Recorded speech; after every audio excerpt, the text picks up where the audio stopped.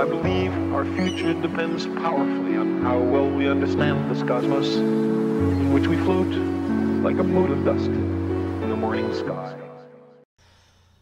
Since I have been spending so much time in Detroit of late, I thought it would be a good idea to subject the city to a review. In many ways, Detroit holds up well to my old haunt, Columbus, but in other ways it falters. One bright spot of the town is its culture. Detroit is blessed with a variety of interesting historic districts, such as the New Center, which is home to many great examples of Depression-era architecture. For instance, the historic Fisher Building, constructed by the Fisher family after the sale of their coach business to GM, was designed by the renowned architect Albert Kahn and is considered his masterwork. The whole building is essentially an art object, in the late Art Deco style. The stunning, vaulted lobby is constructed of a bewildering array of marble and tiles and contains one of the few good coffee shops in the city, along with some nice shops. Additionally, the building houses the Fisher Theater, a 2,000-plus seat theater that mostly picks up traveling shows, with a few local productions. Across the street from the Fisher Building is another lovely Art Deco tower complex, Cadillac Place, which is GM's former residence. Indeed, Detroit may boast the best collection of Art Deco skyscrapers in the nation, as there are many other examples of the art form, such as the Guardian Building, that I had no time to visit. The Detroit Institute of Art is world-renowned and houses an enormous and ever-changing art collection, second largest in the nation.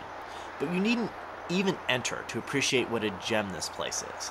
An original cast of Rodin's The Thinker sits outside, and the lovely marble building may actually provide a better backdrop for the sculpture than the more famous original cast in Paris. Right around the corner is a recent science museum, and any town with a science museum gets a culture point in this game, as I feel it's vital that a city has some place to attract scientific exhibitions and inspire the youth to a greater understanding of the universe. Oh, and there's also a very cool African American Heritage Center that is no doubt worth exploring. And of course, we can't forget that the Motor City is home to Motown, the legendary recording studio that brought black music into the mainstream and changed American music forever. Additionally, Detroit has a very extensive and well-developed park system that I couldn't even begin to explore in the time I had in the city. There are skating rinks, nature parks, and even a conservatory on Belle Island. The new riverfront is very pleasant, even in the depths of winter, and it has lovely views of the Canadian city of Windsor over the river.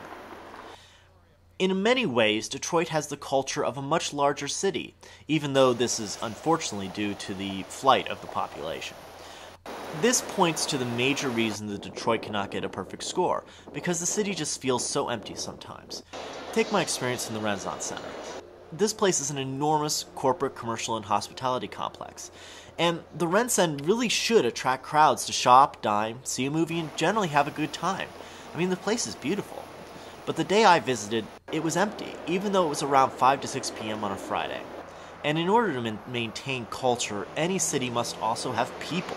And the fact that the many jewels of Detroit are largely relics of the past points to the biggest deficit of modern Detroit. Much of the city is currently experiencing life after people. For culture, I'll give Detroit a rating of 4 out of 5.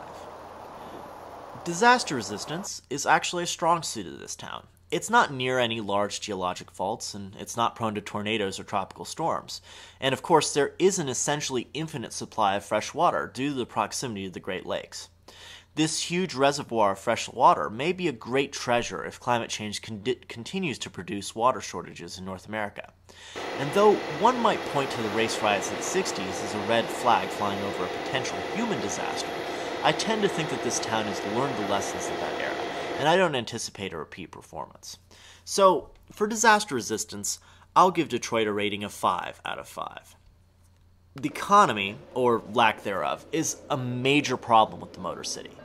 No one really knows what the real jobless rate is, but some estimates put it as high as 50%. So, Detroit is a city it's very hard to get around in unless you have a car, but they're trying to remedy this. This is the People Mover. It doesn't really cover as much of the city as I would like, but at least it's a start on a public transportation system. And I like the idea of an elevated track, electric, low-speed railway. It strikes me as a good way to connect parts of the city that may be difficult to get to unless you have a car. At any rate, as it is now, you basically need to have a car to get to the People Mover, so it's not perfect, but it's a start. The city leadership seems to have some faith that casinos will bring back the economy, but color me skeptical.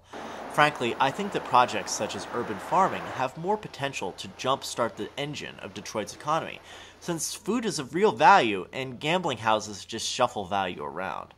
But I might be biased, since I am a plant guy. At any rate, it's the worst economy in the nation, and thus can serve well as a baseline, so I'm going to give it a rating of 0 out of 5. As far as my allergies go, they haven't been much of a bother during my sojourns in Detroit. But this may be because there's such a large area with a relatively small population. Or it may just be that the climate around the lakes is not well suited to the development of smog and haze. At any rate, this place is much less bothersome than Columbus, though it's still not a super clean city. So I'll give Detroit an allergy rating of -2 out of 10. So, in summary, bringing together all of the scores, we can see that we have a total of 7 out of 15.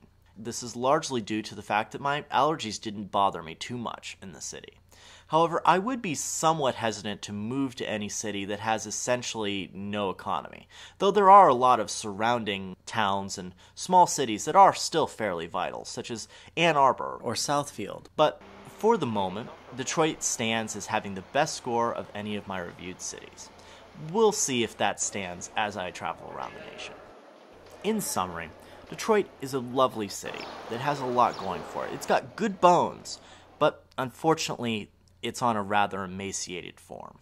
I really do hope that this gem of a city can be brought back so that America can once again enjoy its Motor City, not as an open wound, but rather as a shining example of what an American city can be.